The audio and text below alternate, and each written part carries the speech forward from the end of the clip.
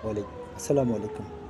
আজ কথা বলবো ভারতের রেলওয়ে এলাকা জুড়ে বিশাল এক জায়গা নিয়ে।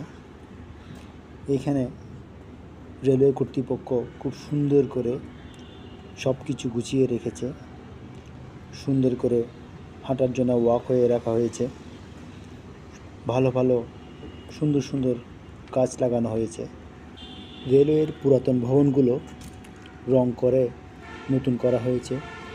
এই পাহাড়তলি এলাকা জুড়ে মাস্টারদা, সূর্য সেন, প্রীতিলতা ওয়েদ্দেদার মতো ব্যক্তিদের অনেক স্মৃতি জড়িত আছে। ইউরোপিয়ান ক্লাব, মূলত এই ইউরোপিয়ান ক্লাবটি ছিল তখনকার ব্রিটিশদের প্রমোদ কেন্দ্র। সন্ধ্যা হলেই এখানে ইংরেজরা মদ খেত, জুয়া আর নাচে গানে আনন্দ উল্লাস করত। এই ইউরোপিয়ান ক্লাবে ইংরেজ ও ক্লাবের দারোয়ান ছাড়া কেউই প্রবেশ করতে পারত না, এমনকি এই দেশীয়রাও প্রবেশের অনুমতি ছিল না। 1932 সালে 10ই আগস্ট শৈলেশ্বর চক্রবর্তীর নেতৃত্বে 7 জনের একটি দল ক্লাব আক্রমণ করতে ব্যর্থ হয়। এরপরে মাস্টারদা সূর্য সেন পুনরায় ক্লাব আক্রমণের সিদ্ধান্ত নেন। 23 সেপ্টেম্বর পুরুষের ছদ্মবেশে পাঞ্জাবি পাগড়ি পরিহিত প্রীতিলতা ওয়াদ্দেদার নেতৃত্বে রাত আনুমানিক 10টার দিকে ইউরোপিয়ান ক্লাব আক্রমণ করে।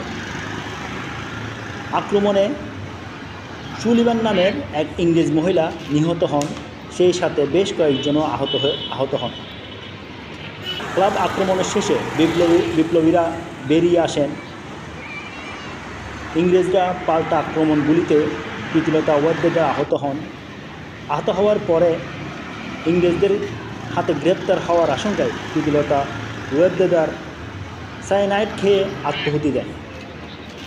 1947 সালে ব্রিটিশদের কাছ থেকে ভারত পাকিস্তান স্বাধীনতা লাভের পর সরকার ইউরোপিয়ান ক্লাবটি রেলওয়ের কাছে হস্তান্তর করে।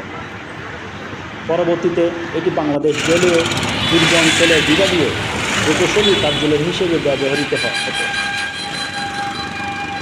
2012 সালে 2 অক্টোবর প্রীতিলতা ওয়াদ্দেদার স্মৃতি রক্ষার্থে চট্টগ্রাম সিটি কর্পোরেশনের উদ্যোগে নির্মিত প্রীতিলতা অভক্ষ ভাস্কর্য উদ্বোধন করা হয়।